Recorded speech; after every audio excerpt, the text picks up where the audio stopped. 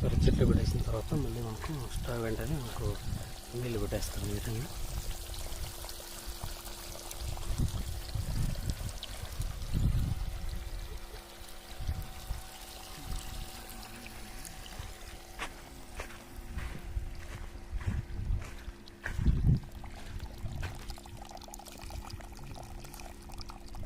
మనకి కొంచెం తక్కువగానే పెట్టుకుంటాం మంచిది, ఎందుకంటే ఎంత ఎక్కువ పెట్టినా కూడా మనకి చెట్టు అనేది గాలికి ఎక్కువ నానేసి బెండ్ అయిపోవడం జరుగుతుంది. మనకి ఎంత అవసరం అంత పెట్టుకుంటే పోతూ ఉంటుంది.